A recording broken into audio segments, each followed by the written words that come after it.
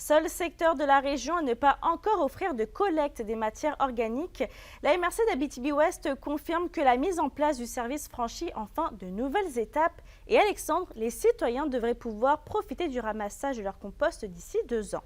Exactement, Mélissa. D'ici l'automne 2025, des bacs bruns devraient faire leur apparition dans les cours résidentielles de l'Abitibi-Ouest. Mais il reste plusieurs étapes à franchir avant d'y arriver.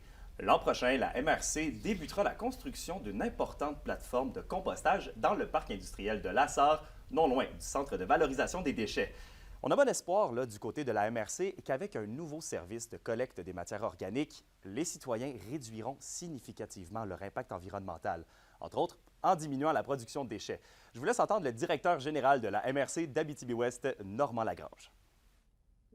Objectif horizon 2025, mise en branle là, donc, de notre plateforme, mais d'avoir justement une option chez nous, gérée par nous, ben pourquoi pas, pour éviter de transporter ça à l'extérieur, alors qu'on pourra faire du compost ici puis réutiliser ce compost-là. Les autres citoyens, ceux qui veulent venir en chercher gratuitement, si vous avez contribué à ça, donc on vous redonne pour que vous puissiez avoir du fertilisant pour vos plates-bandes de fleurs, vos jardins, etc.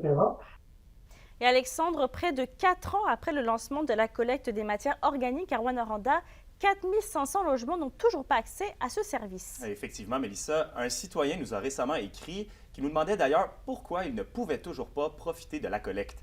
La Ville nous a précisé que tout dépend du propriétaire de l'immeuble, puisque c'est lui qui a le pouvoir de refuser l'instauration des bacs bruns aux abords de son édifice. Il faut dire que toutefois, c'est un peu tout de même près de 75 des logements de Rouyn-Noranda qui sont desservis par le ramassage du compost, soit plus de 16 000 unités. La Ville mentionne également qu'entre 55 et 75 des foyers admissibles à la collecte des matières organiques pratiquent le compostage. Je vous laisse entendre des citoyens de Rouyn-Noranda sur le service, ainsi qu'Andréane Dupuis, conseillère au plan de gestion des déchets résiduels de la Ville de Rouyn-Noranda. Bien, il y a de l'odeur un peu, là, mais tu mets ça loin de la maison, c'est bon. Au mieux de mettre là qu'à la poubelle. Moi, je trouve que c'est bien correct comme service.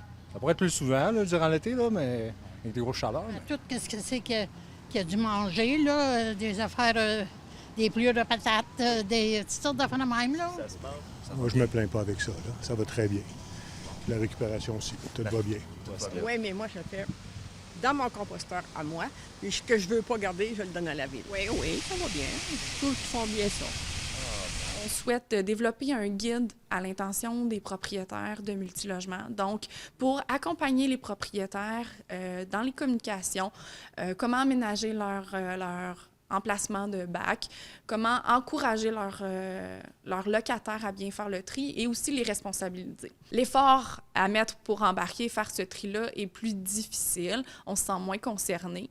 Il y a quand même de la sensibilisation qui est faite à chaque été avec des patrouilleurs qui sillonnent le territoire pour aller à la rencontre des gens, leur donner des trucs, leur expliquer que c'est pas si compliqué que ça, faire la collecte le tri des matières organiques.